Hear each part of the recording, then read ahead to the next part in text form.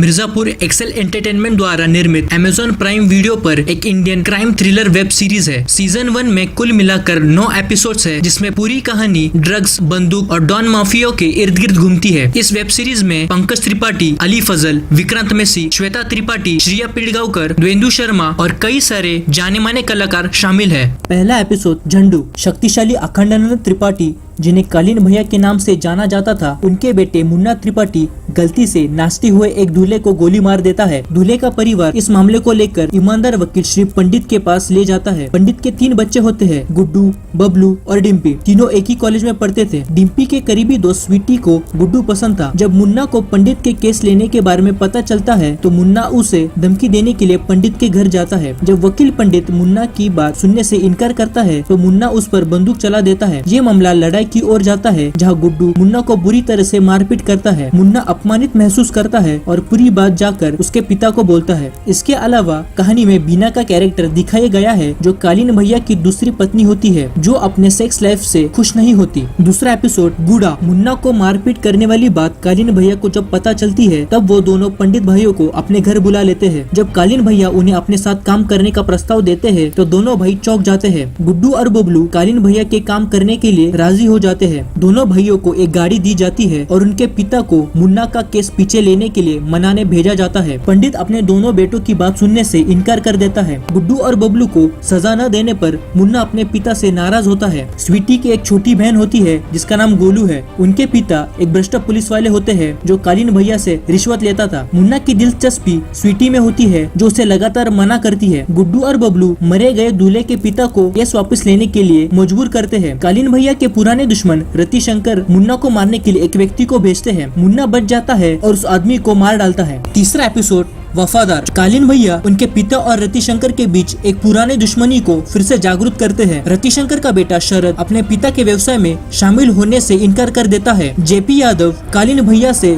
चुनावी धन की मांग करता है, इसलिए कालीन भैया लाला से मिलने जाते हैं और उन्हें अफीम की एक्स्ट्रा सप्लाई की डिमांड करते हैं। वहीं से लौटते वक्त रास्ते में रतिशंकर के गुंडे कालीन भैया पर हमला कर देते हैं। कालीन भैया 2 गुंडे को पकड़ते हैं और उनसे सवाल करते हैं। उन्हें पता चलता है कि रतिशंकर उसके परिवार को निशाना बना रहा है। कालीन भैया ने गुड्डू और बबलू को अपनी बंदूक के व्यापार का नियंत्रण दिया और उन्हें इसका धंधा बढ़ाने के लिए कहा। वह दूसरी तरफ त्रिपाठी की पत्नी बीना ने कालीन भैया के अलावा किसी और के साथ अनैतिक संबंध रखती है। चौथा एपिसोड वर्जिनिटी। यह एपिसोड में हमें पता चलता है कि बीना ने घर के नौकर राजा के साथ सेक्स किया होता है। कॉलेज के प्रिंसिपल गोलू को आगामी कॉलेज चुनाव के लिए खड़े होने के लिए कहते हैं, क्योंकि मुन्ना बहुत ही हिंसक होता है। स्वीटी मुन्ना के जबरदस्ती वाले प्यार को इनकार करने के बाद स्वीटी गुड्डू को डेट पर बुलाती है। मुन्ना कंपाउंडर के माध्यम से बॉडी बिल्डिंग के लिए गुड्डू को स्टेरॉइड्स दिलाता है। कंपाउंडर मुन्ना के प्रति वफादार होता है। उसी वक्त मुन्ना कंपाउंडर को ये बताता है कि उसके पिता कालीन भैया के बाद वो मिर्जापुर पर राज करना चाहते हैं। तब कंपाउंडर मुन्ना को कालीन भैया को मार डालने के लिए आइडिया देता है। हालांकि मुन्ना शुरू में गुस्सा होता है और इसलिए वो इस राय को मान जाता है। वह दूसरी तरफ गुड्डू और बबलू पहली बार किसी को शूट करके मार डालते हैं।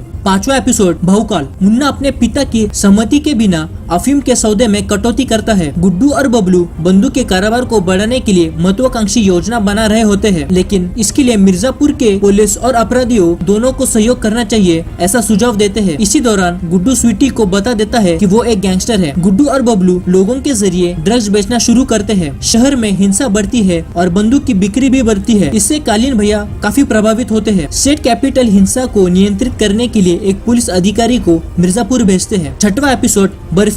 पूर्वांचल के माफिया हेड्स कालीन भैया, रतिशंकर और अन्य मुख्य पॉलिटिकल नेता जैसे जेपी यादव, ये सभी होली के एक पार्टी के रूप में मिलते हैं। पार्टी के दौरान मुन्ना से गड़बड़ हो जाती है और इसी बात को लेकर कालीन भैया और जेपी यादव के बीच में एक बहस होती है। जेपी यादव कालीन और मुन्ना भैया के हाथों अपमानित महसूस करता है और रतिशंकर से कहता है अगर वो चुनाव के लिए फंड दे सकते हैं तो उनको मिर्जापुर का नियंत्रण हासिल करने में मदद मिलेगी। कट्टों के व्यापार से खुश होकर कालीन भैया गुड्डू और बबलू को कालीन के बिजनेस में शामिल कर लेते हैं। रमाकांत पंडित अपने दोनों बेटों के गैंगस्टर वाले हरकत से तंग आकर घर से बाहर निकाल देते हैं। 7वां एपिसोड लायंस ऑफ मिर्जापुर। ये एपिसोड शुरू होता है गोलू के इलेक्शन स्पीच के साथ, लेकिन यहाँ मुन्ना के लोग आते हैं और गोलू पर हमला कर देते हैं। इसी दौरान बबलू एक गन फायर से गुंडों को रोक देता है। इस बात को लेकर मुन्ना गुस्सा हो जाता है और वो दोनों पंडित भाइयों को मिलने चला जाता है, लेकिन उसी वक्त तीनों में इस बात को लेकर काफी बहस हो जाती है। वहाँ से निकलकर मुन्ना गुड्डू की बहन डिम्पी को किडनैप कर लेता है, लेकिन बीच रास्ते में गुड्डू मुन्ना को रोक लेता है। ये गर्म मामला सुलझाने के लिए कालीन भैया तीनों को घर बुला लेता है। थोड़े दिनों बाद गुड्डू और बबलू पर कुछ लोग अटैक कर देते हैं। जब ये बात बबलू कालीन भैया को बताते हैं, तब वो उन दोनों को अंडरग्राउंड होने की सलाह देते हैं। मुन्ना कंपाउंडर की सहायता से कालीन भैया को मारने की कोशिश करता है, लेकिन कंपाउंडर कालीन भैया को मारने में कामयाब नहीं होता है। मुन्ना न चाहने पर भी अपने पिता के सामने कंपाउंडर को मार देता है ताकि उसका सच छिपा रहे। मुन्ना कंपाउंडर को मारने के बाद कुछ दिनों तक उदास महसूस करता है। 8वां एपिसोड तांडव। गुड्डू और बबलू एक पार्टी को मिलने जौनपुर जाते हैं। वो पार्टी कालीन भैया के दुश्मन शुक्ला की होती है। शुक्ला लड़कों को उनके साथ शामिल होने के लिए कहता है। मना करने के बाद एक लड़ाई शुरू होती है, जहाँ गुड्डू शुक्ला को गोली मार देता है। ये खबर कालीन भैया के कानों जाती है, इसलिए कालीन भैया गुस्सा हो जाते हैं कि दोनों लड़कों ने गोली मारने से पहले उनकी सलाह क्यों नहीं ली। इसी बीच गुड्डू स्वीटी से शादी करता है और शादी के अगले दिन बॉडी बिल्डिंग प्रतियोगिता में भाग लेता है। मुन्ना उसके पिता पर हमले किए जाने का जिम्मेदार गुड्डू को ठहराने की कोशिश करता है। ये सुनकर कालीन भैया गुड्डू को बॉडी बिल्डिंग के प्रतियोगिता में हराने की चाल रचते हैं और गुड्डू हार जाता है। गुड्डू मंच पर आक्रामक हो जाता है। एपिसोड के अंत में कालीन भैया मुन्ना को एक बंदूक सौंपते हुए नजर आते हैं, जिसमें मुन्ना कहता है कि अब तांडव का समय आ गया है और वो अब से राज करेगा। 9वां एपिसोड योग्य। गोलू चुनाव जीत जाती है। गोलू का परिवार डिम्पी के दोस्त की शादी में जाता है। स्वीटी प्रेग्नेंट होती है। स्टेरॉइड्स के सेवन के कारण गुड्डू के शरीर में उसके साइड इफेक्ट्स दिखाई देते हैं। दूसरी ओर पुलिस ये जानने की कोशिश करती है कि गुड्डू और बबलू किसके लिए काम करते हैं। मुन्ना शादी में पहुंचकर स्वीटी और बबलू को मार देता है और गोलू और गुड्डू को घायल करता है। उसी दौरान कालीन भैया लोगों के बीच अपने डर को बनाने के लिए कुछ पुलिस वालों को मार देते हैं। कालीन भैया के पिता को बीना और राजा के संबंध के बारे में पता चलता है और बीना को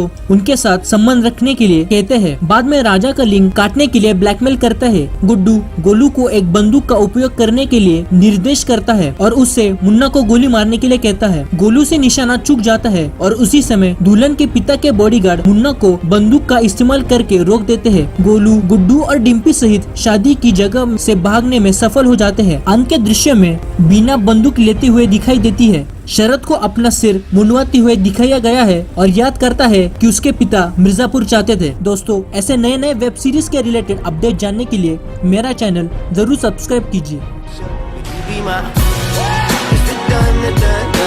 I still got a lot of shit to learn.